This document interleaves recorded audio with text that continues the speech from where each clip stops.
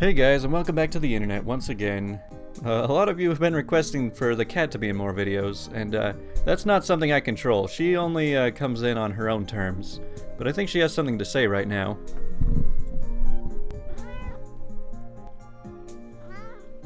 That's Faye, everybody. So the first story for today comes actually from a news article called Spanish Police Found 8,000 Pounds of Stolen Oranges Stuffed into Some Cars. So it's hard to imagine how much 8,000 pounds really is. One elephant, a billion Cheetos, or, as it turns out, about 3 cars worth of oranges. In January of 2018, a routine traffic stop led Spanish police to uncover some rather zesty contraband. Stuffed inside 2 cars and a van were over 8,000 pounds of stolen oranges. Officers noticed vehicles driving very close together in the middle of the night, so they decided to stop them and check for shenanigans. This caused the cars to speed off, resulting in a very short chase.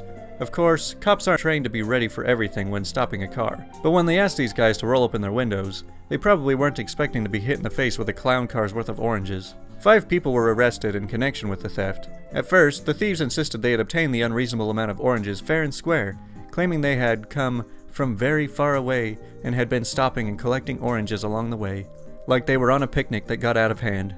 Suspicious of this dumbest of explanations, police quickly discovered that the oranges had in fact been stolen from a shipment in the city, which leaves one question: shouldn't they have been in crates? Did they take them out of the crates to maximize orange carrying capacity? Where were they going to sell loose oranges? Alright, so we have several questions. I can just picture those tiny little cars trying to carry just thousands of pounds of oranges, just weighing it down. But hey, like they said, they probably found those oranges fair and square. I mean, they must have had to travel a long ways to find 8,000 pounds of oranges. Alright, now let's get to the stories you guys are here for. Starting with, lady thinks that letting her kid drown will teach him to swim. So this literally just happened yesterday. I was at the pool with my auntie and 4 of my little cousins. At this said pool, there's a big pool, a medium-sized pool, and a baby pool, all in-ground.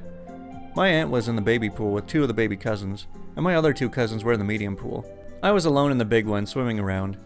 Now this pool had a rule that any child under a certain height cannot be in the big pool area, even under the guidance of an adult. There was some toddler who was running around the pool ledge, where he tripped on some sunglasses by the side of the pool and fell in. I was the only one who saw him, so I quickly swam over and picked the flailing, crying child out of the water. He was sobbing, but I calmed him down and he said, "Thank you." Seemed like a super sweet kid. I wondered where the heck his parents were, and why he was left alone in the pool area, which he shouldn't even be in. I asked where his mom was, and he showed me a lady who was tanning in a pool chair, not even paying attention to her child at all. I told her what happened and the conversation followed through. She says, "He fell in?" I said, "Yeah, but I saved him. He's okay. But why is he even— Well, why did you take him out of the pool?" Is it because he was gonna drown? Kids his size can't even be in this pool. She says, "He's trying to learn to swim. This would have been a great learning opportunity, and you've messed it all up." I said, "If I didn't do anything, he would have drowned. Why weren't you watching him? He would have been fine if it wasn't for you. He was just playing around the pool." I was like, "Well, kids his age can't even be in this part of the pool." She says, "What are you talking about? I paid to be here. He can go to whatever pool he wants." Now, there were signs everywhere saying the rule of height and children. Apparently entitled people can't read. I pointed at one of the rule signs. She says, "Well, I never saw that. It isn't my fault. These lousy lifeguards should have told me the rule." I then reported her to the lifeguard, and she was escorted out of the pool for harassment and neglect of her child, I guess. I then just went to a medium pool and chilled with my cousins. Other than that, my day was rather fun. Have a nice day, ladies. Sorry guys, my manager back there, she's a little noisy today. But I mean, how else are you supposed to learn to swim? You gotta challenge yourself. You know, no pain, no gain. So this next story is from Tales from Call Centers. It's called Tunnel Guy. So I worked for a call center that contracted to cover phone calls for a major bank in the USA many years ago. I did checking, credit, unsecured loans, and car loans. One of my frequent callers was the Tunnel Guy. He'd call just about every day. He lived in Brooklyn, New York, and he had a heavy Brooklyn accent. He worked in Manhattan. Every time I talked to him, which was about 3 or 4 times a week, he'd answer the security questions. He could verify everything, including his last deposit amount, and then say, "I'm about to go through the Brooklyn Battery Tunnel. Make it quick. I want to apply for the credit card you offer me in the letter." Or, "I want to make a car payment." Okay, fine. But every single call with me or anyone else cut off during the application before he gave payment info. I suppose he hit the tunnel, signal cut off, and beep, next call. I once asked why he called at that specific time, considering the outcome every single time. He said, "Well, this one time And it cuts off. His checking was always in good standing. His credit was solid. He made online payments, paid his credit and loan online every month. I still wonder if he just called to screw with us." Never underestimate the determination of trolls. I just picture this guy driving home from work every day and thinking, "Oh, I'm about to lose signal, let's mess with some call centers again." Alright, now we've got, "Don't mess with grandma," aka entitled mom shames my mom for having a child at her age. The child was mine. Man, why do people have to tell the whole story in the title? Hello, so context, my son was born May 11th. We both had doctor's appointments, so I brought my mom along to have an extra set of hands. My name was called first, and I had some things that I wanted to talk to the doctor about seriously, and I didn't want to be distracted with the baby. So I decided to let Grandma keep Squish in the waiting room while I went in. This all happened while I was talking to the doctor, so it's all what I was told by my mom. So after I left, Grandma was watching Squish while he played in his car seat. She was talking to him and playing too, and they were just overall minding their own business. The Karen and her daughter, who was an angel as Grandma said, stepped out of the elevator and into the office. Grandma didn't pay any attention to her, and her kid took a particular liking to Squish. She wanted to see him and hold his hands. She was very gentle with him. After checking in, Karen came over and sat across from Grandma and rolled her eyes. She says, "Sweetie, come here, we don't know what kind of defects that baby has." Grandma says, "Excuse me? You're far too old to be having babies. Your child probably has tons of defects, and I don't want my daughter to play with defective children." She says, "Are you serious? Do you hear how incredibly crazy you sound?" She says, "I'm not the crazy one. You waited too long, and now your baby is defective. That's why you're here, isn't it? Well, I hate to break it to you, but no doctor can fix your stupid mistake." Grandma says, "Listen, lady, this is my grandson, and I don't know who you think you are telling me or anyone else when to have a child. You are not in any sort of authority to me. I don't answer to you. The only one I answer to is God, and he doesn't take too kindly to people like you who judge others." From what Grandma told me, Karen's mouth hung open as Grandma went on her rant. She quoted Bible verses like Matthew 7:1 and 2, and Luke 6:37, basically saying that God was going to judge this lady hard for what she was saying. But my favorite part was how she ended her rant. She says, "Now I will forgive you for your judgment because I don't know what challenges God has put before you, but I hope you use this as a starting point to get yourself in check and figure out why you feel the need to judge others in the first place." This went on for a while, with Grandma cutting off Karen anytime she tried to speak. By that time, I got out of my appointment and things had settled, but you could have cut the tension with a knife. Karen out with her arms and legs folded, teary eyes, and a red face. While I think my grandma could have been a little less harsh, I know that her intentions were clear, and that God can forgive her and hopefully forgive Karen. I hope Karen finds peace in her heart someday. I wonder just what kind of defects that Karen was talking about when it comes to that baby. And out of those defects, which could possibly be contagious? Maybe she was born with an entitled person mindset.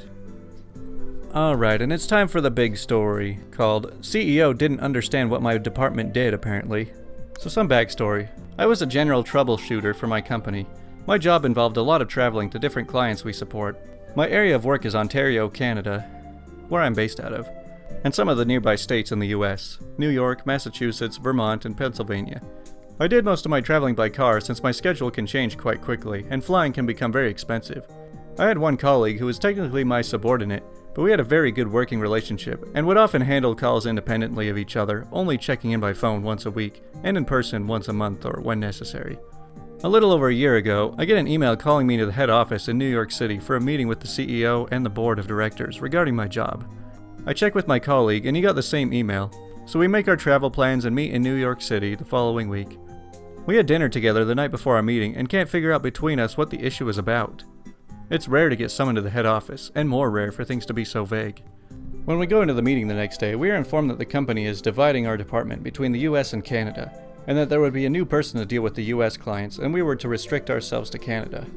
Both my colleague and I were a little shocked at this, since neither of us had even heard that this was being discussed. I asked who the new person for the US was, and we learned that it was a new hire that the CEO had taken a special interest in. Trying to be of good spirit, I offered to train the new person. There are many realities of the job that are not in the job description. The CEO accepted and brought in the new hire. In walks a young lady who's about 23 years old and wears an expression that she knows everything. She sits at the table and immediately makes it very clear that she wants nothing to do with us. So our CEO, Bob, says, "Welcome, Karen. We have just informed OP and Jim about the change in structure, and they are willing to give you the support you need to get yourself started."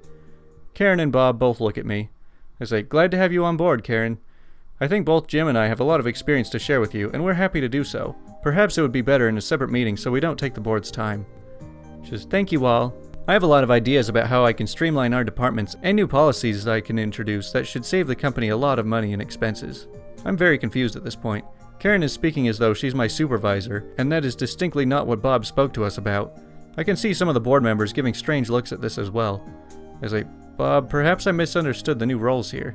Would you please clarify? He says, sure, Karen is our new head of your department, and both of you and Jim will answer directly to her.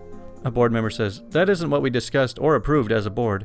We were fully convinced of dividing the department, but this is completely against what we discussed. Karen says, what did you discuss then? He says, that your department would be divided between US and Canada? OP and Jim would remain north of the border and you would run the US. She says, that's not what I was told, but I can work with that, as long as these two stay out of my way, indicating me and Jim. Jim and I are both shocked and insulted to be spoken to in this manner. We are both very good at our jobs, and before today I've never seen this woman in our lives. Bob says, well, that settles it. OP, effective immediately, you and Jim are to have nothing to do with Karen. Do not interfere with her at work at all. You are both to restrict yourselves to working within Canada only. With that, he ended the meeting and left the room with Karen close behind him. Jim and I sat there stunned for a moment, and some of the board cast came up to express their shock and sympathies about this. I had enough presence of mind to ask if we would get a written directive of this change, and was assured we would. Sure enough, both Jim and I got emails with the new directive from Bob by the end of the day. So after sending an email to all our US-based clients, advising them to change and giving them the contact information of Karen, Jim and I made our way back to Toronto and reorganized ourselves of working within Ontario only. This meant less traveling for us, so it gave us more room to breathe. Within a week, I get a complaint from our US-based client that Karen was not answering emails and missing appointments. I forwarded these emails to Karen and copied the entire board, including Bob. Another week later, I get a phone call from Karen, who sounds frantic but will not admit she needs help. She makes pleasant conversation and then asks how I would handle a particular type of situation. I tell her I'm not really interested in discussing work, as that might be seen as interfering in her work. Later that evening, I get a call from Jim telling me that he had the same conversation with her and handled it the same way. By the end of that month, I get a call from Bob asking if I will take over the entire department again. I politely tell him no, since I didn't want to interfere with Karen and her role. For the next 3 months, I'm getting emails and phone calls from the US clients, asking if they can have me back as their contact. This confirms an idea that has been in my head. Jim and I had actually grown our client base in Ontario, since restricting ourselves here. So I had lunch with Jim one day and asked if he wanted to go into business with me as partners, starting our own consulting firm. We couldn't provide everything our current company provided, but we would provide a high degree of professionalism for our specific field, and it seemed we had already made a client base. By the end of lunch, he was on board, and we started the necessary steps to get ourselves set up. As soon as we were clear, we both submitted our resignations with explanations of why. The next time clients contacted us, we told them we no longer worked for the company. When they asked if we were still worked in the field, we told them we had established our own firm, and what services we offered. A month later, we had 60% of our US clients on board, and since the former company had no Canadian support at all, we had 80% of the Canadian clients. Within 2 months, we had 80% of the US and 90% of the Canadian clients. In the years since that time, our new company has grown enough that we have hired 7 new consultants. Jim and I find ourselves doing more office work than road work, and a lot of client courting. Our old company has to stop offering the in-person troubleshooting, and Bob was fired by the board. No idea what happened to Karen. Well, I think we can all figure out who that 23-year-old girl the CEO decided to hire was. But I honestly love endings like this. You know, I constantly have friends who talk about how they hate their jobs or they hate their bosses and how management just runs things terribly. And usually my response is, well, either go find somebody else to work for or start your own thing. And sometimes they actually do start their own business doing the same thing. I mean, if the business you work for is doing things terribly, then maybe it's a good idea to just start your own and do things better.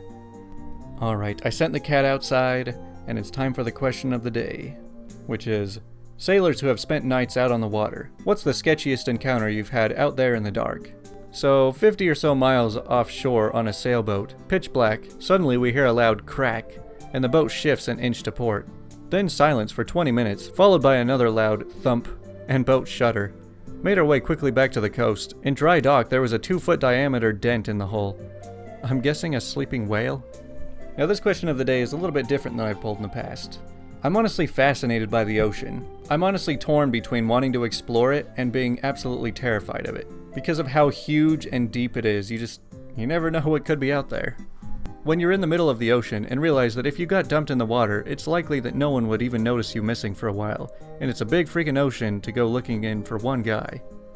I honestly find it crazy that people are even able to recover people who've fallen overboard. It seems like it'd be so easy to get lost.